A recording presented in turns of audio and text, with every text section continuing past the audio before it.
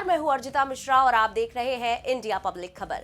खुले मंचों से लेकर संसद तक, महागठबंधन के बाहर से लेकर अंदर खाने तक और सोशल मीडिया से लेकर बड़े बड़े चैनलों की सुर्खियों तक इस बात का शोर गूंज रहा है कि विपक्षी एकता के बिखराव के आए दिन मिल रहे संकेत बड़े बदलाव की ओर इशारा कर रहे हैं और विपक्षी महा अलायंस इंडिया गठबंधन में दरारें हर रोज गहराती ही जा रही है। इसी बीच गठबंधन में होते हुए भी कांग्रेस से अलग पटरी पर चल रही दो बड़ी पार्टियों के प्रमुखों ने खुले मंच पर एक साथ आकर कांग्रेस को आंखें तरेड़ दी हैं और ये दोनों ही दल मिलकर अब दिल्ली में भी कांग्रेस की मुश्किल बढ़ाने का यलगार इशारों इशारों में कर चुके हैं, जिसके बाद से कांग्रेस के लिए खुद को डिफेंड कर पाना टेढ़ी खीर साबित हो रहा है और दिल्ली में जल्द ही होने जा रहे विधानसभा चुनाव से पहले कांग्रेस के लिए मुश्किल बढ़ गई है। हम बात कर रहे हैं दिल्ली के पूर्व सीएम और आम आदमी पार्टी के सर्वेसर्वा अरविंद केजरीवाल और यूपी के पूर्व मुख्यमंत्री और समाजवादी पार्टी चीफ अखिलेश यादव की, जो पहले तो पिछले कुछ वक्त से कांग्रेस को नाको चने चबवा रहे थे, तो अब एक साथ मिलकर अलग ही समीकरण बनाने का संदेश कांग्रेस और बीजेपी को दे रहे हैं। एक बड़ी फेमस कहावत है जो शायद आपने भी जरूर सुनी होगी कि दुश्मन का दुश्मन दोस्त होता है, और ये कहावत एकदम फिट बैठ रही है दिल्ली की सत्ता पर काबिज आम आदमी पार्टी, समाजवादी पार्टी और कांग्रेस पर, जो कहने को तो फिलहाल विपक्षी इंडिया महागठबंधन का हिस्सा है, लेकिन लोकसभा चुनाव के बाद से बदलते समीकरणों के चलते पिछले काफी वक्त से इनके बीच कुछ भी ठीक नहीं चल रहा, क्योंकि आम आदमी पार्टी और सपा दोनों को ही बीते महीनों में हुए चुनावों के दौरान कांग्रेस की तरफ से खासकर सीट शेयरिंग को लेकर दिखाए गए अड़ियल रवैये के चलते मन मसोस कर रह जाना पड़ा था। लेकिन फिर कांग्रेस की ओवर कॉन्फिडेंस के चलते तमाम चुनावों में उसकी खराब परफॉर्मेंस को देखते हुए और अब इंडिया गठबंधन की लीडरशिप को लेकर भी मची खींचतान के बीच समाजवादी पार्टी और आम आदमी पार्टी दोनों ने अगले साल होने जा रहे दिल्ली विधानसभा चुनाव से पहले ही हाथ मिलाकर कांग्रेस को बड़ा झटका दे दिया है और अखिलेश यादव ने तो दिल्ली में केजरीवाल के साथ मंच पर आकर आम आदमी पार्टी को लेकर ऐसा ऐलान कर दिया जिससे कांग्रेस के होश फाख्ता हो गए हैं। कड़ाके की ठंड में दिल्ली में होने जा रहे विधानसभा चुनाव ने राजधानी दिल्ली के साथ साथ लखनऊ तक की सियासत में गहमा गहमी बढ़ा दी है। दिल्ली में बीजेपी की अगुवाई वाली केंद्र सरकार को निशाने पर रखते हुए हाल ही में लगाई गई एक अदालत ने कांग्रेस की टेंशन बढ़ा दी। जी हां, आम आदमी पार्टी के राष्ट्रीय संयोजक अरविंद केजरीवाल के साथ मंच साझा करने वाले सपा चीफ अखिलेश यादव ने कांग्रेस के सामने नया क्लेश खड़ा कर दिया है, और वो भी ऐसे वक्त पर जब इंडिया गठबंधन के कई साथी राहुल गांधी की जगह ममता बनर्जी को लीडरशिप सौंपने की वकालत कर चुके हैं। दिल्ली में अखिलेश यादव ने बीते दिन ऐलान किया कि वो आम आदमी पार्टी के साथ खड़े हैं। इस दौरान उन्होंने अरविंद केजरीवाल को फिर से मौका दिए जाने की जनता से अपील की और कहा कि सपा दिल्ली में आपके साथ खड़ी है। अखिलेश यादव ने कहा कि समाजवादी पार्टी पूरी जिम्मेदारी से आपके साथ खड़ी है, कभी भी आपको सहयोग या मदद की जरूरत होगी तो हम आपके साथ खड़े दिखाई देंगे, क्योंकि दिल्ली जितनी आपकी है, जितना काम आप सरकार ने किया है, उतना हम महसूस करते हैं कि आपको एक बार फिर यहाँ पर काम करने का मौका मिलना चाहिए। यहाँ आपको बता दें कि आप सरकार की ओर से बीते दिन दिल्ली में महिला अदालत लगाई गई थी। मंच पर सीएम आतिशी के साथ पूर्व सीएम अरविंद केजरीवाल के साथ साथ अखिलेश यादव का चेहरा हर किसी को बदलती हुई राजनीतिक फिजा का एहसास करा गया। सपा सुप्रीमो और लोकसभा सांसद अखिलेश यादव केजरीवाल के बगल में विराजमान थे। जब अखिलेश ने माइक संभाला तो केंद्र की बीजेपी की लीडरशिप वाली एनडीए सरकार पर तो हमला किया ही, साथ ही आप सरकार की तारीफों के पुल बांधने में भी कोई कोर कसर बाकी नहीं रखी।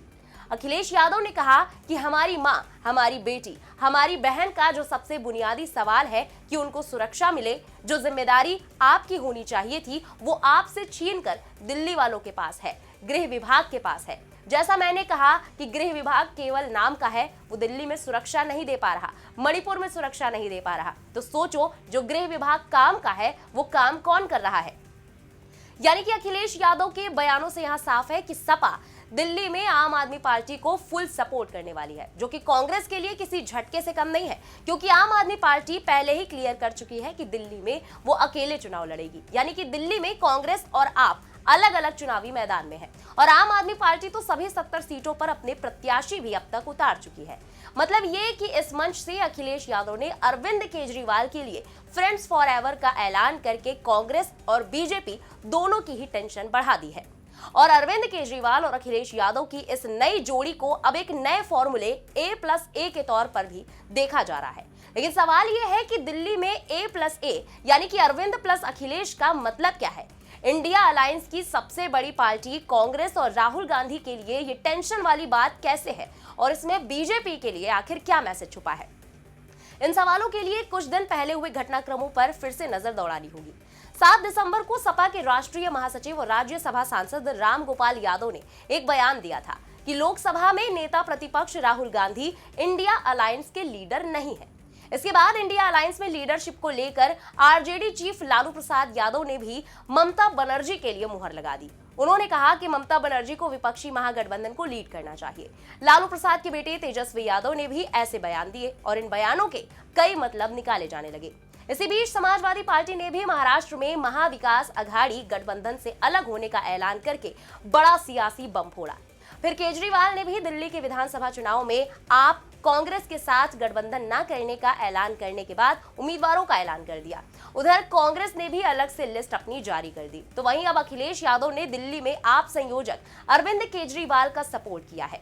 अखिलेश ने न सिर्फ केजरीवाल का हौसला बढ़ाया बल्कि आप सरकार के हेल्थ मॉडल, एजुकेशन मॉडल की तारीफ भी करते वो नजर आए। यानी कि इस तरह से कहीं ना कहीं अखिलेश यादव ने यह मैसेज दिया कि उनके पास कांग्रेस के अलावा भी ऑप्शन मौजूद है।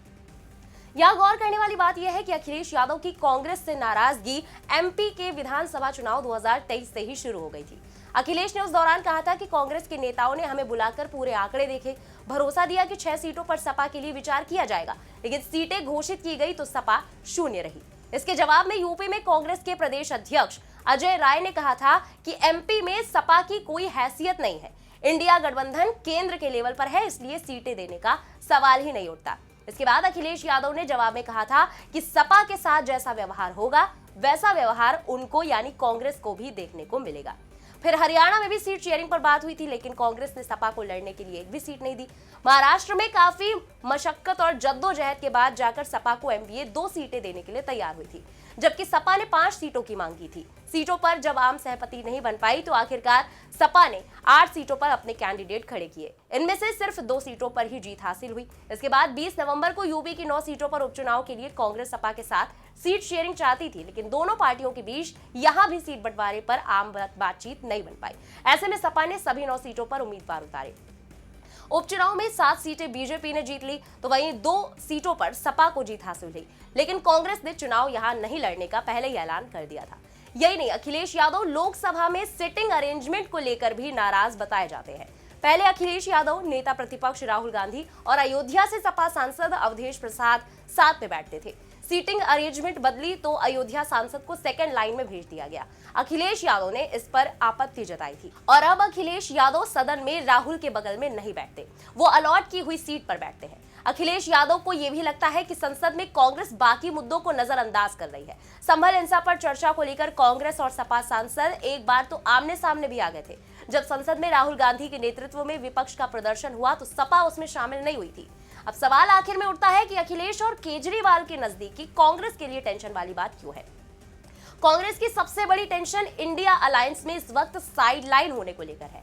कांग्रेस के नेतृत्व पर गठबंधन की कई छोटी बड़ी पार्टियों ने आपत्ति जताई है।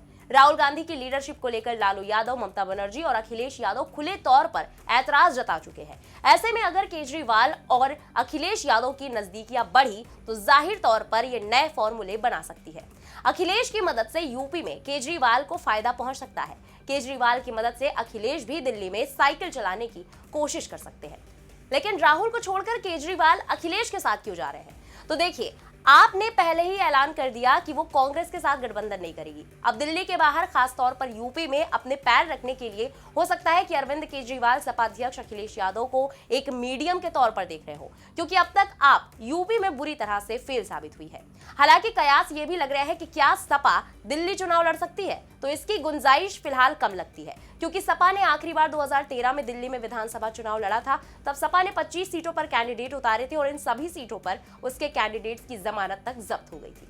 इसके बाद सपा ने 2015 और 2020 का इलेक्शन नहीं लड़ा। वहीं अखिलेश यादव और केजरीवाल की दोस्ती और कांग्रेस से बढ़ती तरक्की में बीजेपी के लिए भी एक मैसेज छिपा हुआ माना जा रहा है। ये मैसेज है गठबंधन के भीतर एक गठबंधन का, यानी अलायंस विद इन अलायंस, क्योंकि इससे पहले एक बार अखिलेश और राहुल गांधी की जोड़ी फ्लॉप हो चुकी थी, लेकिन दोनों ने ही खुद को किसी तरह रिवाइव किया, जिसका नतीजा यूपी में लोकसभा चुनाव के दौरान भी देखने को मिला।